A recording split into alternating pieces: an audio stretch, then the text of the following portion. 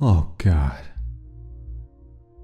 I was hearing the rumors, but I didn't think he'd actually do it. As if our town wasn't a big, miserable wasteland of violence, misery, and murder already. Now he's actually welcoming their kind into it as well. Frisk paused, her hair brushing in mid-stroke, as she heard the piano man grumble crudely under his breath. She hadn't sang in this club before, and truth be told, it didn't have a great dressing room for performers to get all dolled up, as many owners put it. So Frisk took it upon herself to dress up in the ladies' bathroom. After putting on her shimmery low-cut baby blue dress and applying all that heavy makeup to her face, she exited the bathroom, leaving her after-show clothes in one of the broken stalls, and began brushing her hair on stage. It didn't take much to style it, which was one of the main reasons why Frisk had cut it short into a bob hairstyle. One less stupid thing she had to worry about before she got on stage. Just brush it till it looks neat, put a flower in it, and the crowd still think you look like $1,000,000.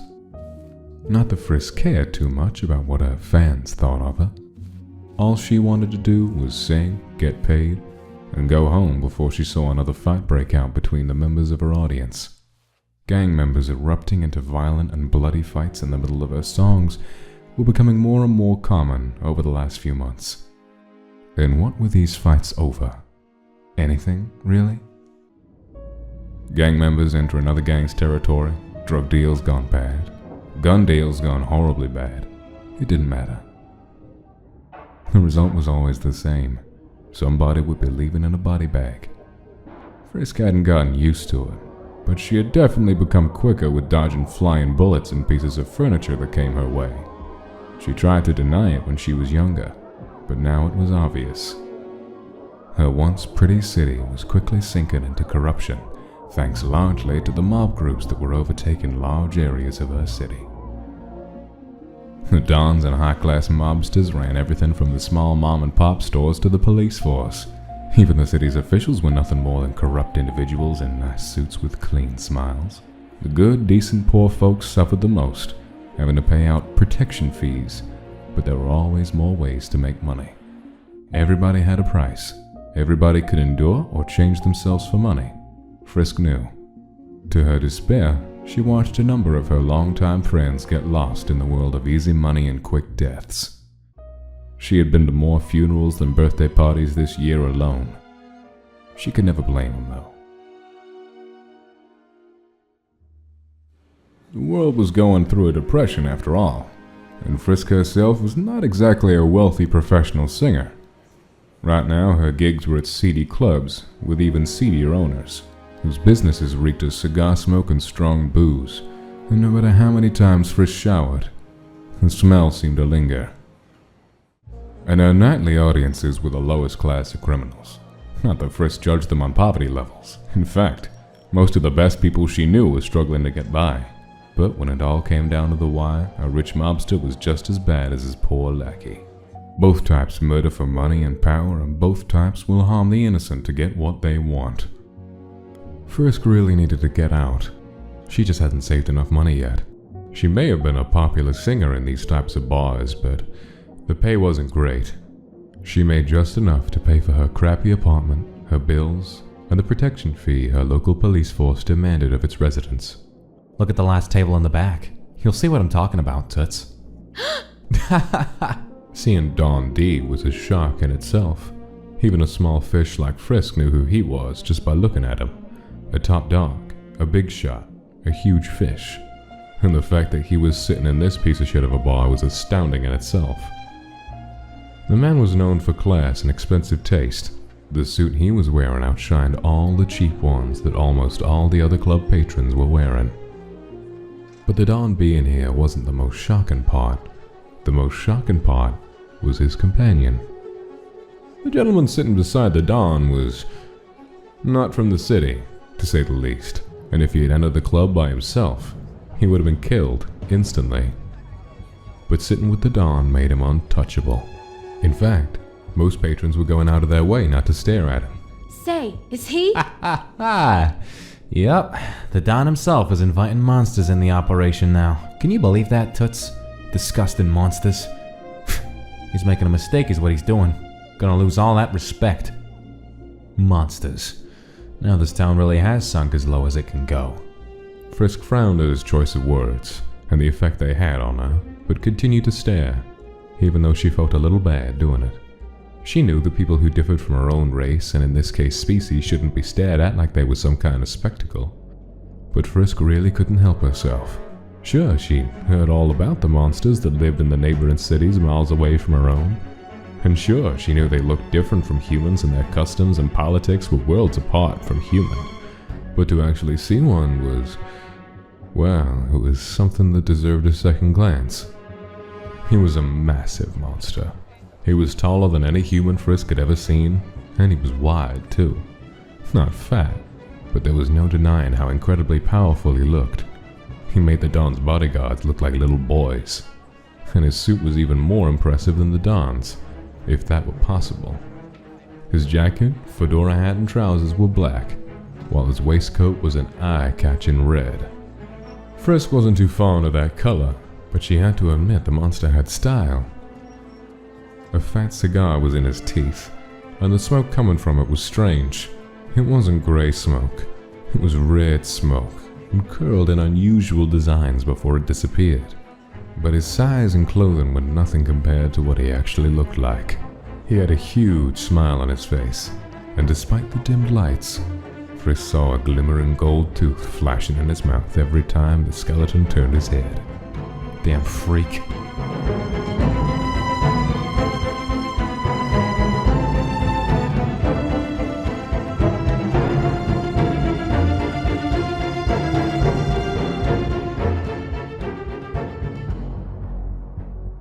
That look. Frisk didn't understand why his friendly little gesture sent a cold chill down her spine, but she quickly dismissed it. It doesn't matter. I'm not gonna talk to him if I can help it. So, that's that.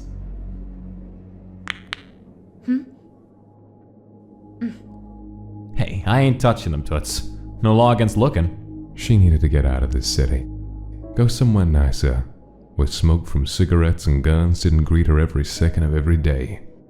Where people actually cared if another person was killed. Maybe when she had enough saved up, she could move to the country.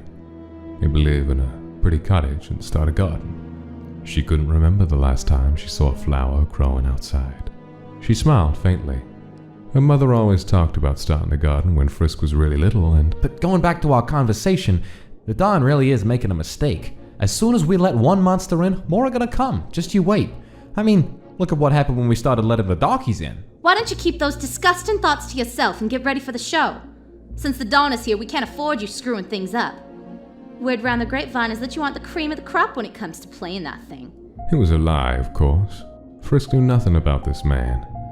But that didn't stop her from feeling a sort of smug satisfaction enter her as the piano man's face changed from cocky and arrogant to enraged and disgusted. Goddamn bleeding hot whore. You and your type are the reason why there are so many problems in this world. You treat the inferior a certain way and suddenly they start demanding to be treated that way by everybody. It was always nice to be told that. Whenever somebody told her that or something similar to that, Frisk couldn't help but feel like she was more than just some seedy boss singer who sang for murderers and criminals.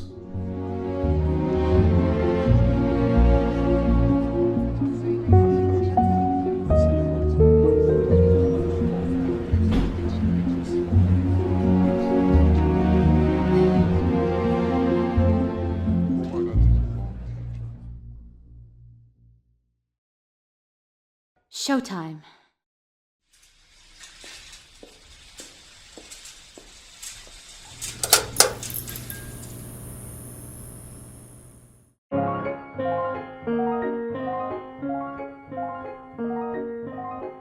She sang the first song with ease, and much to her disappointment, the piano man didn't make one mistake. The guy knew his instrument. Too bad he was a racist prick. For the most part, Frisk loved musicians, all that passion being played through their fingers or mouths, and whenever she spoke to them, they always wanted to be something more than what they were. Just like her, they dreamt of getting out of the city, and being somewhere safe and pretty. At one point, when Frisk was younger and still wanted to make singing her life's career, she would dream of marrying a gentle musician. The two of them would become famous and sing at only the best clubs, and have children who loved music and would sing and play too. Frisk never would have thought in a million years that she would grow to hate the talent she once cherished. The spotlight was always too bright. The places always reeked of blood and booze, and the applause was laced with lewd comments about her body. She was too weak for this city. She knew, but thankfully none of these cruel people knew it. Her dad told her that if you show any weakness to people like mobsters and criminals, they would eat you alive, and she had no doubt that he had been correct. If I hold you in my arms, I won't die.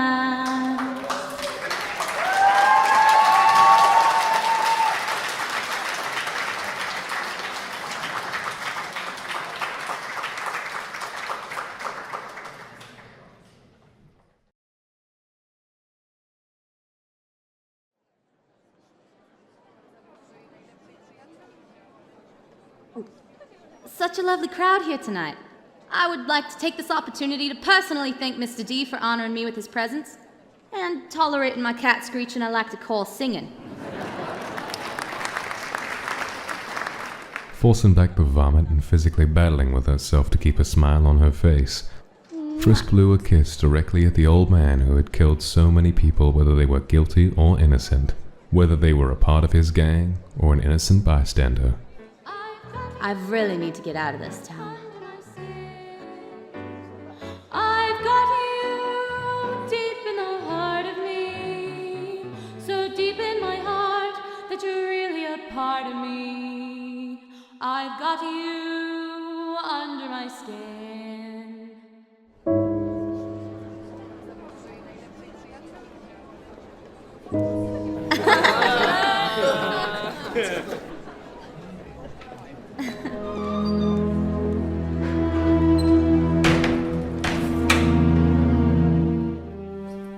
Still some good guys out there.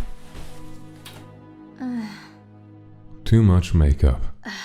Don't get it wrong, she didn't mind some makeup every once in a while, but the rouge on her cheeks was too bright, her blue eyeshadow was too heavy, and her red lipstick was too much. But that's what the club owners always wanted. That's what the men in her audience wanted.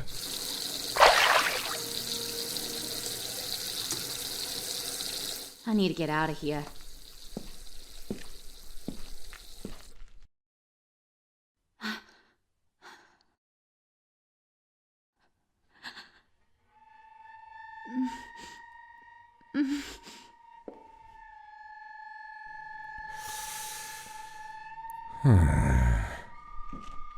No, please.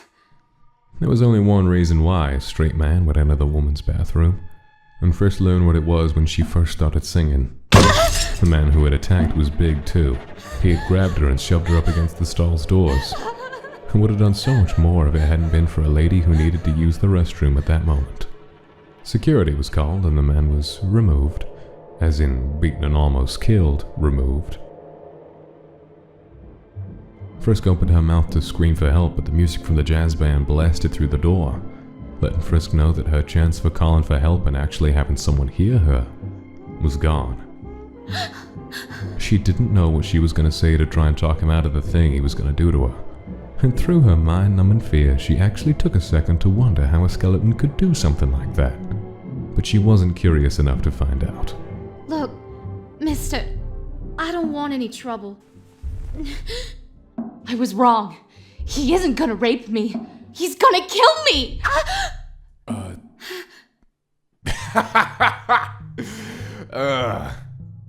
Don't like smokers, dollface? I understand. It's a nasty habit. Sorry about entering the no man's land that is the ladies' room, but I just wanted to help us solve our little problem we were having back there. They didn't have a problem. Frisk never did anything to him, so there couldn't be a problem. You see, dollface, I noticed you staring at me. So that's why he was doing this. He must have been insulted that she had been staring at him. Of course he was mad and wanted to confront her about her rude behavior, even if his way of confronting her was downright terrifying. At least he wasn't being violent. Yet. Frisk didn't know much about him except he was a monster who was sitting with the Dawn, and only people who were like the Dawn sat with the Dawn. He couldn't be good news. However, she also knew she couldn't afford to insult him again, so she took a deep breath and offered her best smile. She hoped with every fiber of her being that she could talk to him calmly to a point where she wouldn't get hurt. Listen, I'm really sorry about staring. Of course, I was staring first, and I like what I see. The fear of being raped resurfaced in Frisk's mind. She looked past him towards the door. He looked big and slow. Maybe she could just run past him. Maybe. So tell me, Dollface, do you like what you see? The question was not something Frisk had been expecting, and instantly her mind gave her every reason why she didn't like what she saw. He was clearly some kind of big-shot criminal who had no problem hanging out with murderers. He flaunted his wealth. He smelled like gun smoke and blood, so when Frisk opened her mouth, only one word left her lips, and she didn't even mean to say it. She really didn't mean to.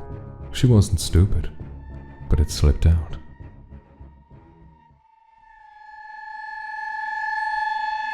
No.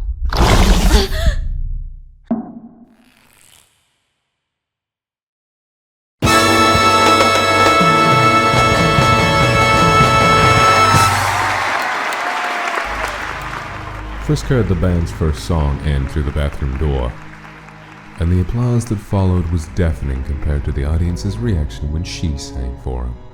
She really couldn't say she was jealous, though. She heard the men in the band were breathtakingly talented, and their handsome looks didn't hurt either with the female fans. Plus, when it all came down to it, Frisk knew they deserved more love than she did when it came to applause. They clearly still had the passion for their musical gift. Frisk despised her ability to sing, so it was only right that the people who loved what they did should reap the rewards. As the audience quieted down, waiting impatiently for the jazz band's next song to begin, it would have been at this very moment that Frisk could have screamed for help, and the chances of somebody hearing her would have been good. However, the wind and screams were knocked out of her as the huge skeleton slammed her against the wall.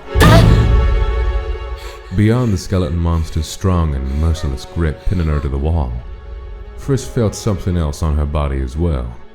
Something heavy and unpleasant that had centered itself on her chest. Like some kind of an invisible weight. For a moment, Frisk thought he had terrified her so badly that she was having a heart attack. But just as quickly as that thought entered her mind, she dismissed it. Yes, her heart was beating a mile a second, and yes, the fear was clouding her thoughts.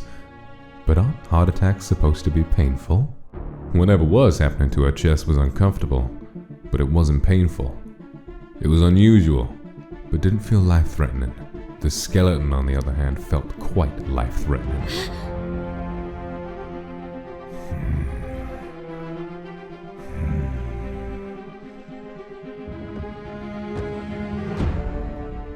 Like her dad said, if you show your fear, they'll eat you alive in this city. Of course, this monster probably knew she was terrified. But she wasn't going to give him any more of her fear than she already had.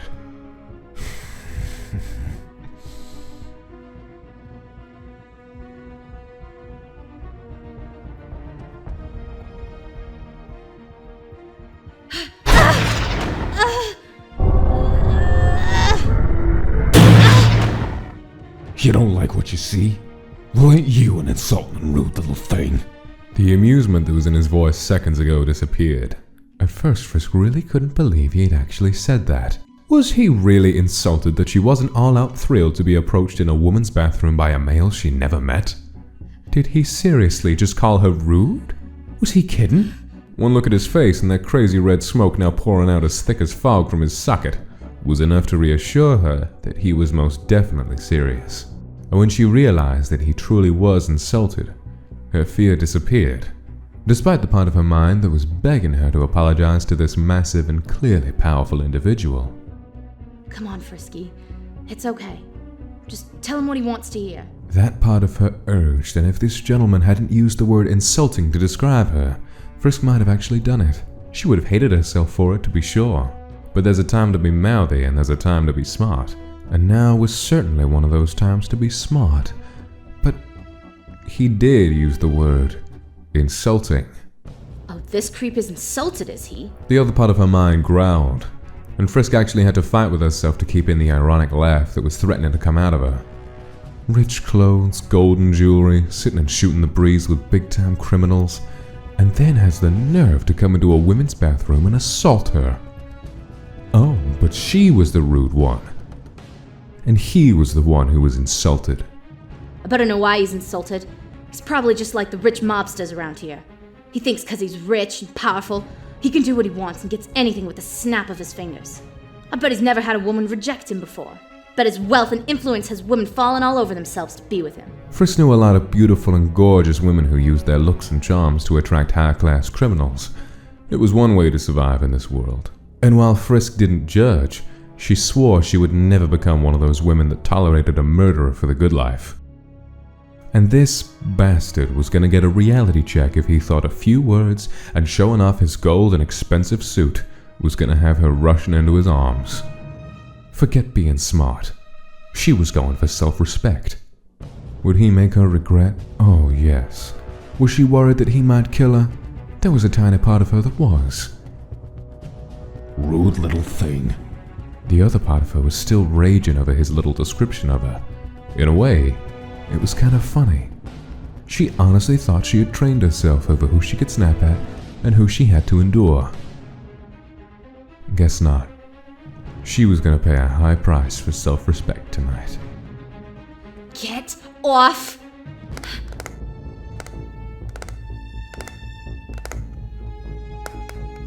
You know, kiddo, when I first saw us staring at each other, I honestly thought we had some kind of unspoken attraction.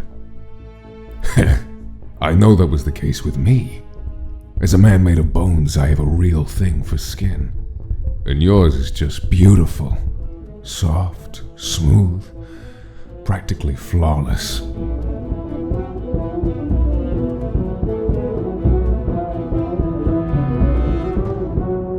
Such an inappropriate song to be raped and killed to. She knew why her courage vanished as suddenly as it came. She had expected him to beat her violently, expected him to call her every horrible name in the book, throw her around a bit before he tore off her clothes, do what he was gonna do, and leave her body for some poor unexpecting woman to find. And Frisk would have accepted that fate. She wouldn't have been okay with it, but she would have accepted it, because she would have fought him every step of the way. She wouldn't have just let him do it to her without a fight. But he wasn't doing any of that. And now she truly was scared, because she had no idea what he was gonna do. His rough voice was soft.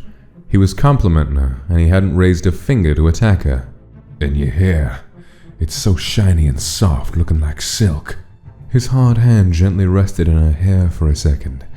Frisk gulped, but the skeleton didn't seem to notice. Yep, just like I thought. Feels like silk, too.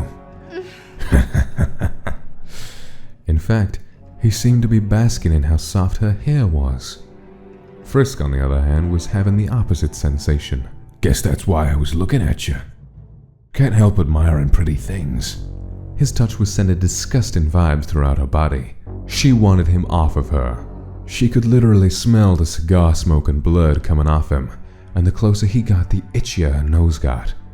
It reminded her of the small particles that would get into her nose whenever she dusted her home for the week. So that's my reason for looking. So tell me, dollface.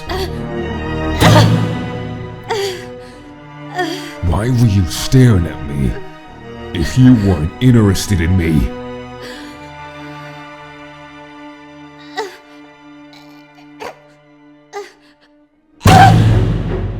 She tried to push away from him, tried to move her body. You don't have to say. I already know. But that strange invisible weight kept her arms from swinging and her legs from running. If she weren't so terrified, she would have wondered what exactly was going on with her body. You don't have to say. I already know. But now wasn't the time. You humans ain't exactly an accepting species. Barely can't tolerate each other as it is. Of course you wouldn't find somebody like me appealing to the eye. I'm nothing more than a freak to you, ain't I? A sideshow attraction for your lovely eyes to sneer at.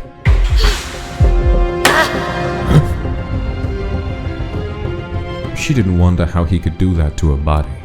She wasn't worried about how strong he was, or how big he was, or how he just slammed her head against the wall twice, or his unwanted soft touches.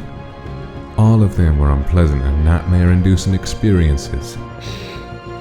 But they were nothing compared to that accusation. Betty never had anybody confront him either. Don't you ever accuse me of being racist again. You can call me a lot of things and I'll accept them with a smile on my face. But don't ever call me racist, you bastard! That damn determined part of her took great pride in knowing she truly did not base a person's character on their looks. Like so many other people in her city did, was demanding that she defend herself. Demanding that she uphold her beliefs her parents taught her. Demanding that she honor them. And the only reason why I was looking at you in the first place was because you were sitting with the Dawn. You got a thing for the old man, then? I don't have a thing for criminals. Or mobsters. Or criminal mobster monsters who think they can stroll into a lady's bathroom just because they see something they like.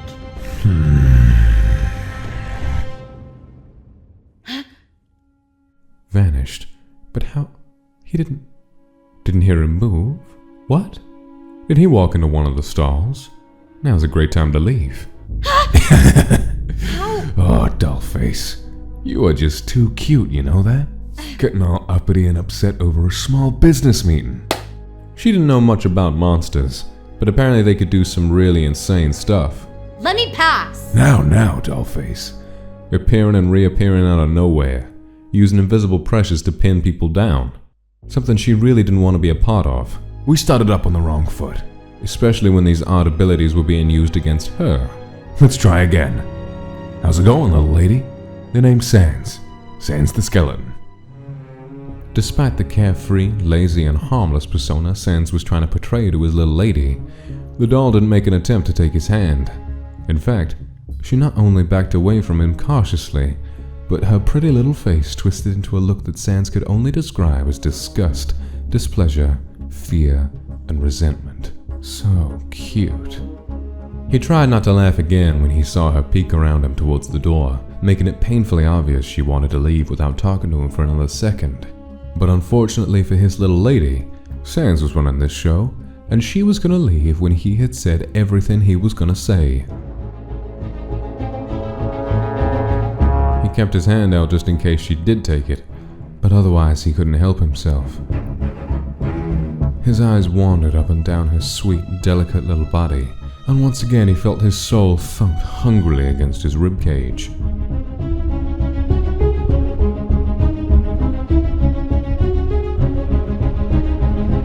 Seeing her on stage all dolled up wearing that slutty dress was a treat. But he hated the fact that everybody else was getting the same view. Took everything in him not to kill all the men and women he saw gaping up at her. Took everything in him not to kill the old man sitting right next to him. But he controlled himself. There would be a time for all that later.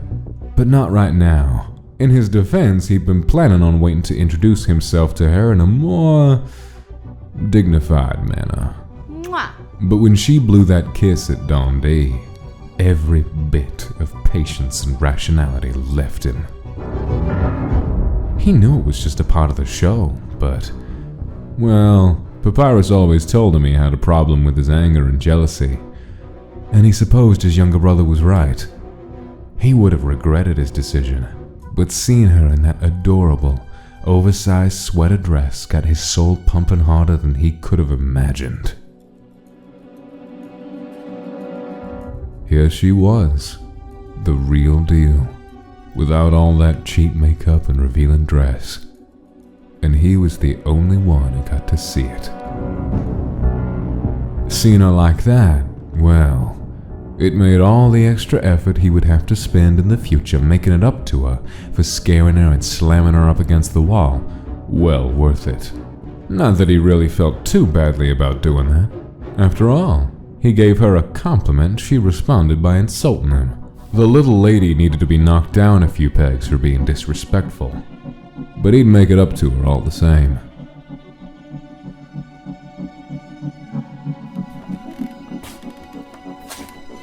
Her narrowed and pretty eyes were now focused solely on him. He loved it. He loved how those hot, angry, and fearful eyes were on him and only on him. He loved it almost as much as when he felt her soul fight against his magic. Feeling her soul fight him was amazing, incredible. He was almost tempted to do it again. Maybe later, if she acted up again. You gotta learn to be nice, little lady. It makes life a lot easier, but it's late and you're probably tired. So I'll excuse this forced unpleasant encounter like it never happened. God, she was so cute. But he had to give her credit. She kept that anger in. She didn't explode on him a third time. So she must have known how to treat high-class men like himself. She just had a tendency to forget when she got angry. Not a safe character trait, but if she did have another slip-up, he would let it slide. For tonight.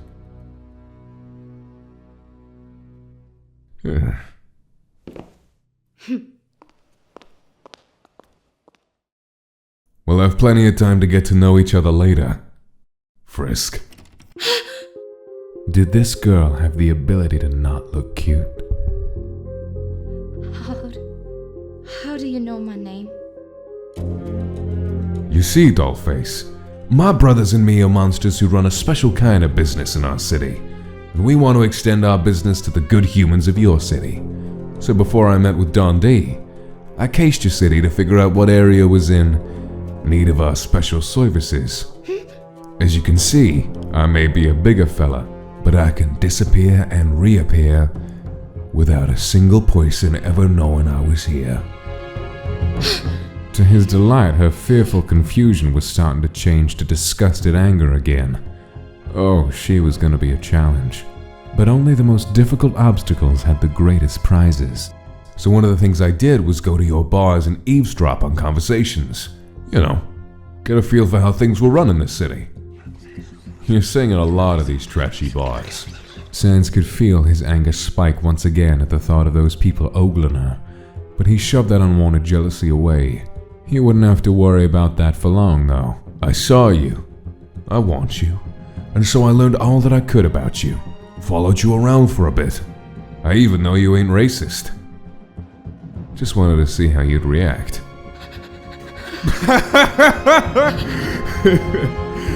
And that's how I learned your name. You really should feel honored, Dollface. I'm usually a lazy gent, but you sparked something in me. Nah, I'm just pulling your leg, pretty lady. Before you got on stage, they announced your name to the audience, remember?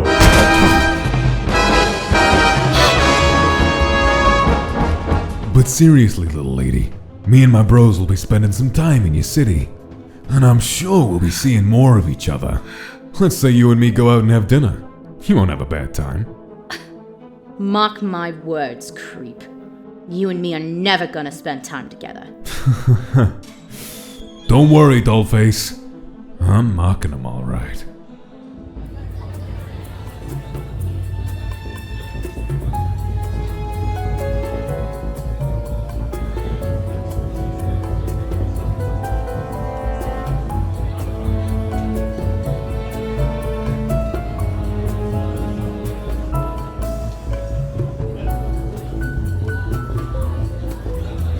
Only he had been more patient instead of rushing after Frisk, then maybe she'd be sitting with him right now.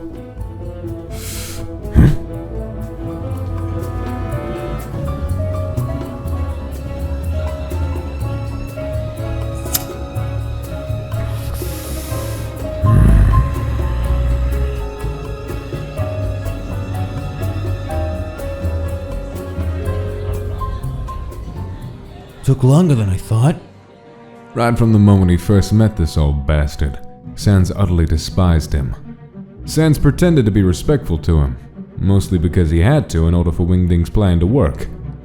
But this old fuck didn't return the favor. Didn't bother to hide the clear disgust he had for Sans, and didn't hide his distaste and hatred for monsters in general. Talked about Sans' race like they were bugs or something, but Sans endured it, taking solace in knowing this unbearable partnership would be very short if things went according to Wingding's plans. Everything always went accordingly when it was Wingdings who was doing the thinking, and Sans couldn't wait to show Dundee just how fragile the human body was. Sorry about that, Dundee. Monster stuff and all that. He felt like a little bit of his soul died every time he had to kiss up to that old man. Well, that was our final song. Thank you, everyone. Monster, I don't exactly know what you'd call a meeting in this place. The drinks are terrible, the entertainment is mediocre, and the food is ghastly. Sans stiffened at the Don's unintentional insult to Frisk, but he let that slide for now. Right now, he was supposed to be the happy monster, who was grateful to be doing business with the most powerful human the city had.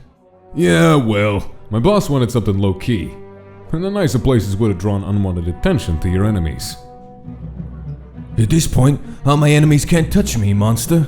But I do appreciate the privacy this place does provide me. Not only do I not have to have you in my home, but none of my business associates will see me with a monster. I'm gonna kill you so bad, human. I'll make it last, too. See? Everybody wins, Dundee. But let's get down to business. My bro has all the weapons you desire, ready to be shipped out to you at a moment's notice. And in return, all you monsters want is a little bit of territory in my city to do business in. Yep, that's all we want. Complete control over a small area without the interference of you and your men. I better not be backing out. I have a reputation to uphold, and I might be a laughingstock if my associates found out I was doing business with a monster. You won't be a laughingstock when your gang is holding our weapons. Sans smirked when he saw the old man's eyes glitter with greed. Some humans were just too easy. Sans continued. With our special brand weapons, you can still maintain control over your own city against future enemies, and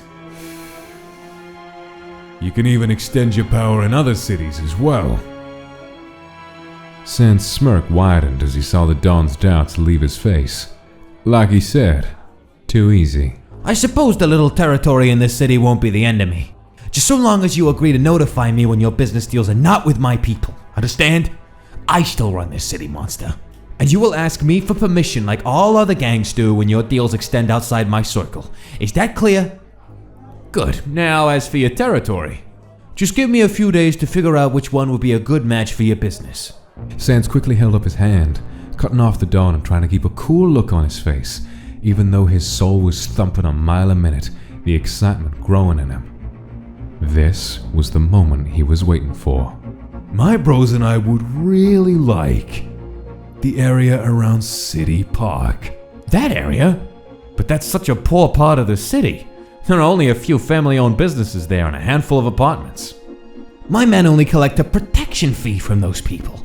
That area is barely profitable, monster. It isn't a good place to set up your shop. With all due respect, Dundee, I disagree. There's other things I can collect from there.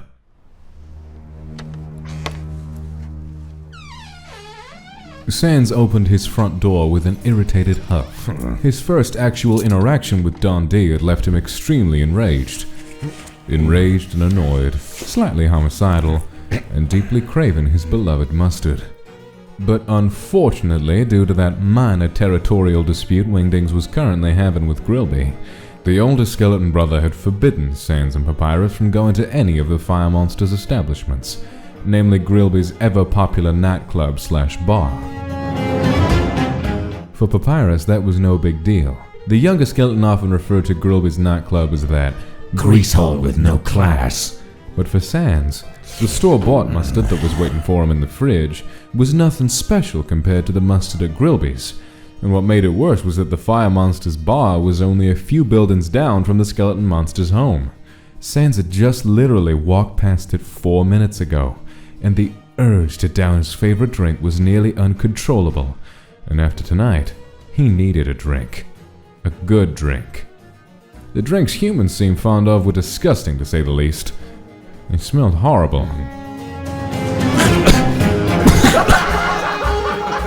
Not only did it taste like shit, but it left the skeleton dry heaving and coughing up the nasty brew.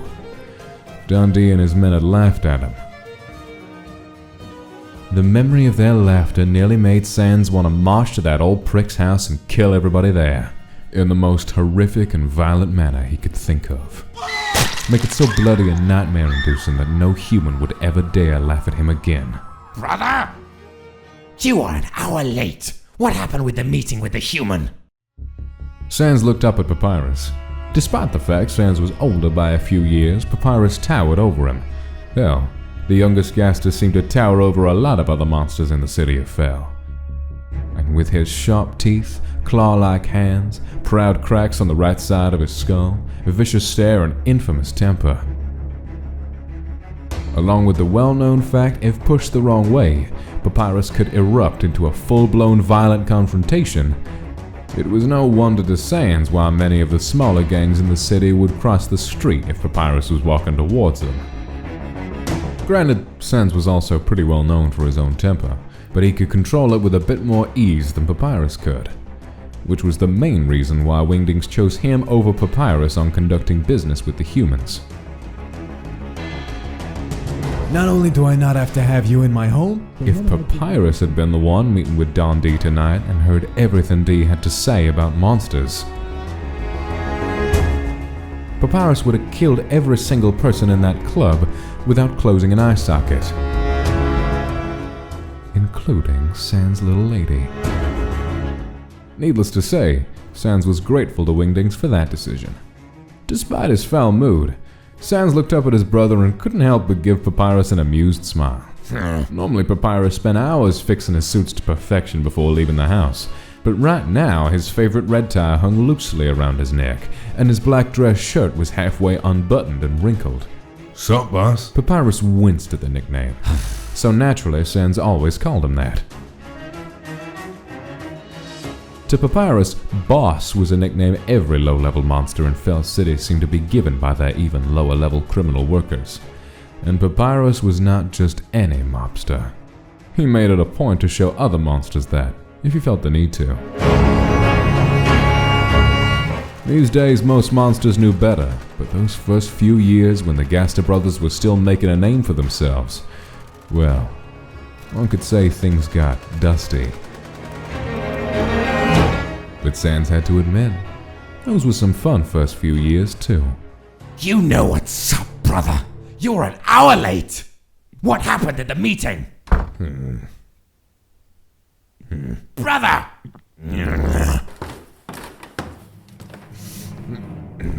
Sans!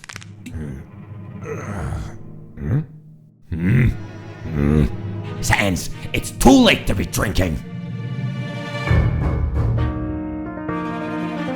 Oh, how the times have changed. Sans started to say something, but thought better of it. Sans learned very early in life that arguments with his brother never stayed verbal. They would become physical, and Wingdings would always have to break it up. And while physically fighting with Papyrus wasn't a big deal, as Sans could hold up his end fairly easily, the fact that it was late and Wingdings was most likely sleeping was a big deal. Sans and Papyrus both learned at a very early age that they should never wake up Wingdings when he was sleeping. And while Wingdings was used to Papyrus' loud personality, a fight among his two younger brothers would most definitely wake him up. Fine. Sit down and I'll tell you how it went. What did the humans say? Did you get the area near the water? How much is the protection fee there? When can we move our business there? Okay, bro. For starters, don't get mad, but I didn't ask for the area near the water.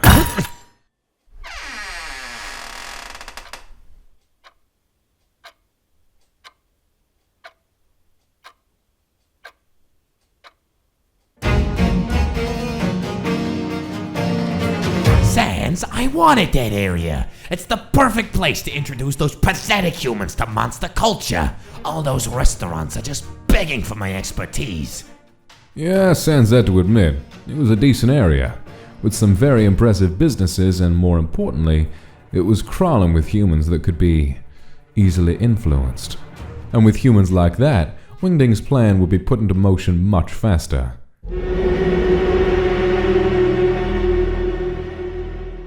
But that area didn't have a little lady living there just begging to be played with. He thought of how much fun he was gonna have with her. Come on, bro, don't pout. The Great Papyrus does not pout, brother. Look, I know you had your heart set on that area, but that place ain't got no humans really living there. They just open up their businesses for the day, work, close them up by the end of the day, and head home to other parts of the city. Wingding said we needed humans that live in the area we are gonna take over. Plus, there are 1 or 2 restaurants near the park. I suppose you're right. We need to make our fantastic presence a constant factor to those humans. Let them know we are running things. And we gotta let them know we are not going anywhere either, bro.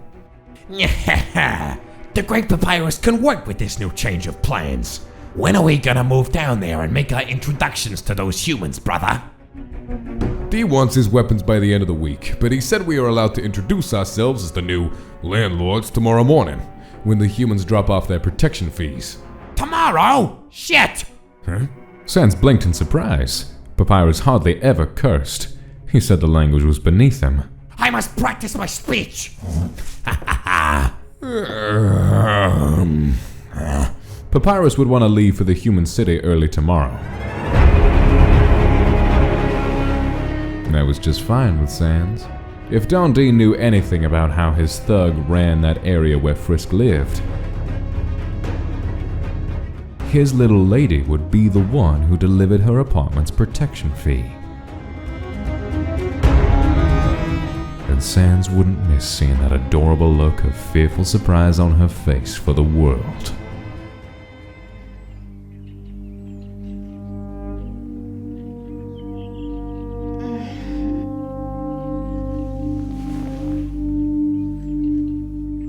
Frisk woke up with a painful migraine. The day after a singing gig was always so terrible. Frisk didn't exactly know why she got these brutal headaches after a night of singing, but they always occurred the next morning without fail. Maybe the headaches were the results of her nights at the clubs when she had to inhale all that cigar smoke. Or maybe the headaches were caused by the loud music and applause from the crowd that always threatened to burst her eardrums. Or maybe it was the fact Frisk physically forced herself to smile the entire time she was on stage. Maybe it was all those things combined. Frisk didn't know why. All she knew was that she had a bad headache right now and she was going to have to deal with it for the rest of the day. And just to make things worse, it was the first of the month. It was the day when Don D's thug would collect her apartment's protection fee. The only problem was Dee's thug, Nick, didn't want to collect money from each person in Frisk's apartment himself. There were over 60 different rooms in total, and that was too much work for one guy to do in a single day. So on the second month after Dee's gang took over the area, Nick ordered the people of the apartment complex to choose one person to collect and deliver the money to him. Of course, it wasn't just her apartment that had that arrangement. The businesses like the small grocery store, the 2 little eateries, and the local church were also required to pay. And just like her apartment complex, Nick ordered all the owners and the high officials in the church to put somebody in charge of collecting the money and delivering it to him. After meeting that monster who called himself Sans last night, Frisk couldn't bring herself to undress and take a shower.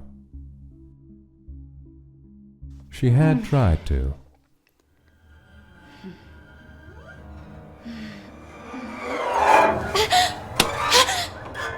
She hated to admit it, but the skeleton successfully terrified her so much that he had practically reduced her back to being 10 years old again.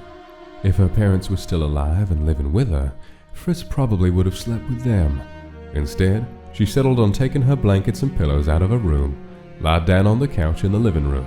That's where her brightest lamp was, and fell into a fitful sleep, jerking awake every time her unconscious mind allowed the image of those unblinking red sockets to enter her dreams. Yes, he said he was just joking about following her around for a while, but Frisk wasn't sure when he had been lying or when he had been telling the truth last night. And Frisk had been around plenty of unpleasant and scary people to learn the telltale signs of when somebody was being deceitful. But with Sans, well, it was hard to read a guy's facial expression when his eyes hardly ever blinked and his smile never went away, and with no muscle or skin, As a man made of bones, I have a real thing for skin. And yours is just beautiful. It doesn't matter anyway. Even if he was telling the truth about spending some time here in the city, what are the odds he's going to be anywhere near me? She took a quick shower, put on a yellow sweater dress, and pulled her hair into a small bun, giving herself a quick look in the mirror before going to every tenant in the complex to take their hard-earned money away from them, just so she could put it in the hands of an old man who didn't even need the money. Frisk knew that the money Don D received from her apartment complex and what he received from those little businesses were more or less pocket change to him. But if somebody didn't pay it... The first month Nick collected D's money from everybody was horrible. 3 people couldn't pay the fee. 3 new apartments opened up. Everybody paid every cent after that. Frisk made sure of that. With a sigh and a heavy, deep-seated hatred for Nick, Don D, Sans, and herself, she started collecting from her lovely and poor neighbors. Frisk was at least glad they understood she hated doing this. Everybody else in the apartment complex had been too scared to go to Nick's place of business after he killed those 3 people. It was no wonder why everybody quickly agreed that Frisk could do the task after she had eagerly volunteered herself. Everybody had the money except for a young woman with 3 little children. Pretty and chubby Miss Tien looked panicked and was on the verge of becoming hysterical as she explained to Frisk that one of her kids got sick and she had to spend the money taking him to the hospital. Frisk had nodded, believing her, and made a mental note to herself that somebody couldn't pay. She went to the next floor. Everybody paid except 2 people. The first man was a fat construction worker who only got work every so often. Nicest guy in the world. Frisk chewed her lip when he'd broken down into tears and begged Frisk to talk to Nick about letting him have a couple more days to pay. Frisk nodded her head, but didn't have the heart to tell him that he'd probably be dead by the end of the day if she did tell Nick that. The next person on that floor who couldn't pay was a disabled woman. Frisk made the same promise to her about talking to Nick. Okay, 3 people aren't paying. And on it went for nearly 2 hours of Frisk knocking on doors. People either gave her money and she'd carelessly stuff it in the envelope, or they'd give her excuses. And when her task was done, she tallied up everybody. 7 people couldn't pay, and only 2 could afford to give her half of what the fee was. She was already an hour late, and Nick tended to get angry when people were late. He saw it as a sign of disrespect. That's the reason why the owner of the grocery store had only one hand now. You're more than 2 hours late, you're probably gonna lose something that's attached to your body. Frisk really hated these people. She really needed to leave this town. But she was at the hour mark and she needed to hurry. I'll clean it up when I get back. She wasn't gonna do anything when she got back except head to the library. The silence always helped soothe her headaches.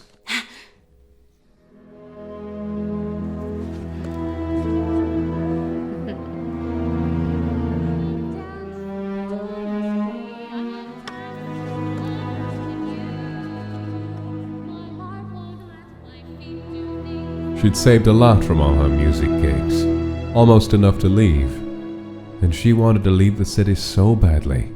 She had promised her parents she would leave, but things kept happening. She loved the people in her apartment complex too. All of them good, hard-working people who refused to give in to a life of crime. Honest and hard-working people are so hard to find in this world. Frisk had promised herself and her parents that she'd leave the city, but she'd also promised herself she'd help as many good people as she could. Rare people like that need to be saved.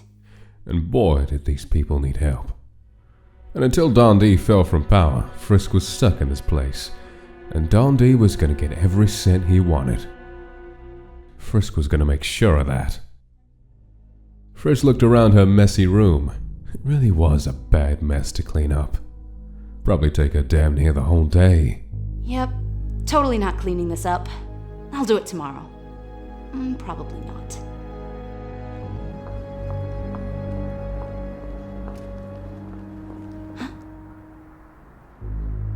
Don't get it wrong, Frisk knew he was praying for her safe return, but any reminder that she could very well die during one of these deadly money transfers was really not comforting to her.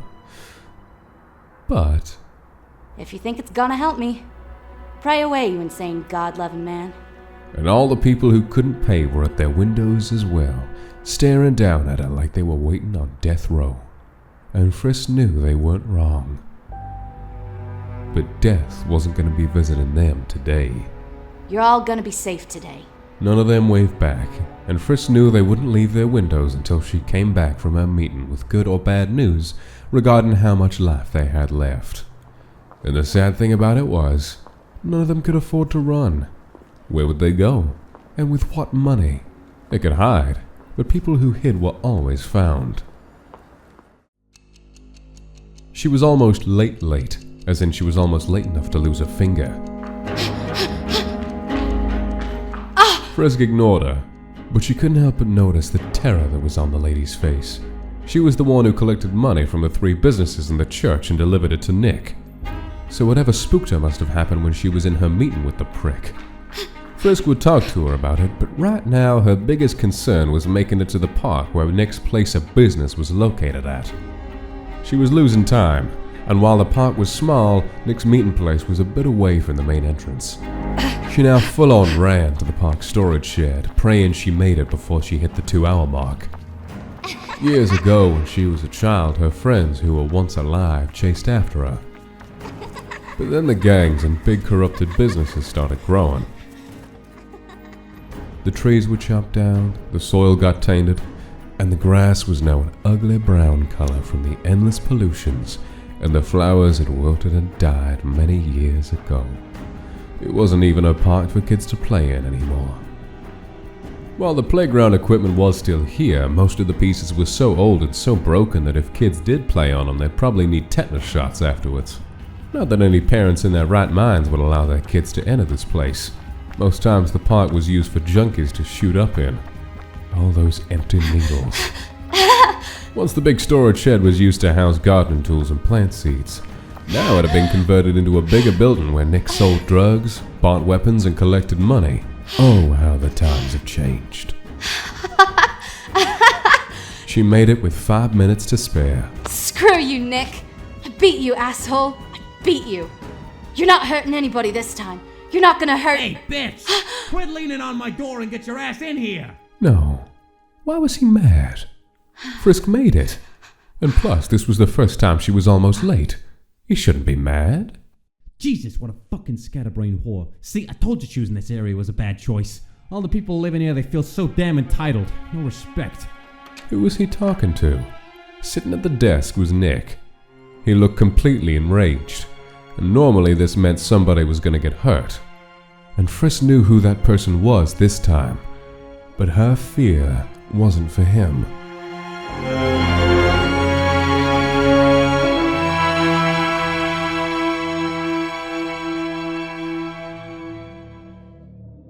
Standing on Nick's left side was a tall skeleton. If Frisk had a twin and stood on their shoulders, she still wouldn't be able to reach his height. He must have been over 11 feet tall. Frisk stared at his shoes a little too long. She never saw a man wear a pair of red shoes before. But to her surprise, the giant monster seemed to pull it off. The cracks on the side of his face reminded Frisk of those mobsters she had met at her gigs. Those men were scarred up pretty bad from fights. Did this skeleton receive his marks from fighting? And then, standing by Nick's right side, was Sans the skeleton. And Frisk would have been terrified of seeing him again and would have ran out that door if that he'd been staring at her with that intense red look of his. But he wasn't. And that's why Frisk remained where she stood. Sans was staring at Nick with that empty socket look. And Nick didn't even notice. Get used to him, whore. They're your new landlords, and you've been keeping us waiting for nearly 2 hours. Now get your ass over here. As Don D has given my family control of this area, as of today, I will not allow that type of language to be used in my presence. Frisk froze in her tracks as the taller skeleton spoke. Unlike Sans, his voice was higher pitched and was completely devoid of all humor and lightness. He sounded angry. Just angry, threatening and was Frisk really hearing what she thought she was hearing? No, he was in charge. But seriously, little lady, me and my bros will be spending some time in the city. And I'm sure we'll be seeing more of each other. No, why would Dundee... Sans, the monster who attacked her last night, was going to be in charge of her area? I apologize, Papyrus. Frisk knew Nick was a big racist, but if Dundee gave these two control over an area, they were now bosses, and bosses were always treated with respect, and that was the only thing Frisk saw as amusing through her terrified mind. Seeing Nick eat shit. But with some of these people, that's the only way you can talk to them. You'll learn soon enough how bad these people are.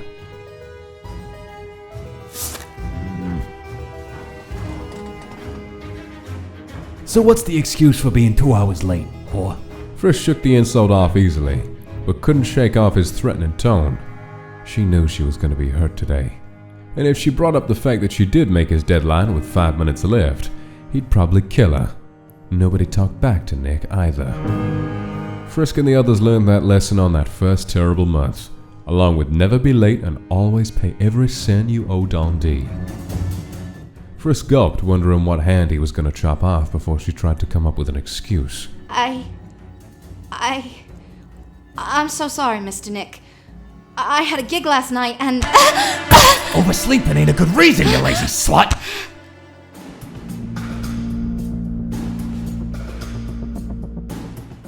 Let her go.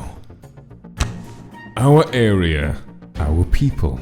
We are the only ones who get to show these people the error of their ways as of now. That's right, human. And if I may grant you some wisdom, you shouldn't be so violent. The little human woman didn't deserve that. A flutter of hope bloomed in Frisk's chest. Maybe Sans was a brute, but perhaps this Papyrus guy might be a lot kinder. Might be a lot more merciful and gentle to the people in her area. The girl could hope, couldn't she? She apologized and recognized her mistake that she shouldn't keep her superiors waiting. Therefore, if she must be punished, it shouldn't have been so painful. Perhaps a small smack would have been enough to help her remember for next time. Brutes. And just like that, the hope in her chest died as quickly as it came. Well, buddy, I think we don't need you anymore. I'll be on my way then. Frisk couldn't help but feel a small amount of glee for the man who killed 3 poor people and hacked a man's hand off. Bro, keep her here until I get back. Here, bucko. I'll give you a lift. So that's how he got in front of me last night when I was trying to leave. Tell me about the restaurants in this area, tiny human.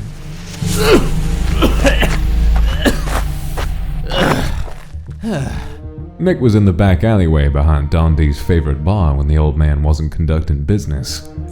The freak with the golden tooth was leaning against the wall, lighting one of his fucked up cigars that made red smoke. Nick knew the monster weapons would help Dundee extend his control to other cities, but he couldn't help but feel disgusted by the fact they'd be shaking hands with these creatures. But Dundee said to treat him with respect, at least to their faces.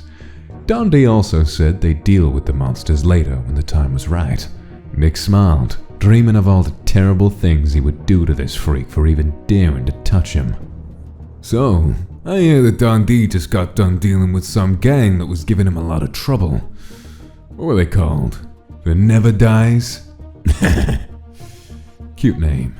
Yeah, those freaks would carve an N on their victims' foreheads. Some cult shit right there if you ask me.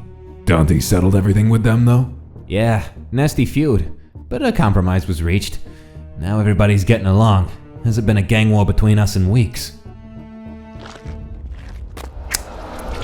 That's good to hear.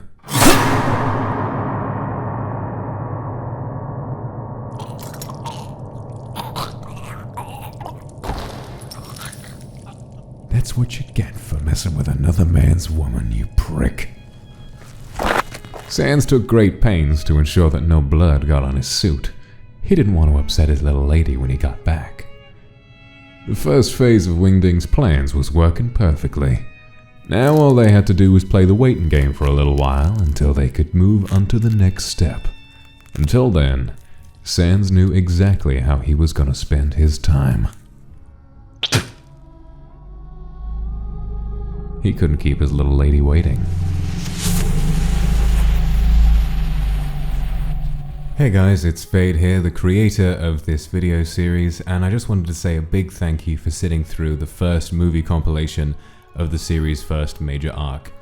These parts take a long time to draw, and so I would ask for your respect to the artist for taking her time to make the best comic that she possibly can. We do a lot of other series on this channel that I'm personally very proud of, and so if you feel a craving and you'd like to see something of the same caliber as this series, I'd recommend subscribing and seeing what we have to offer. Thank you for watching.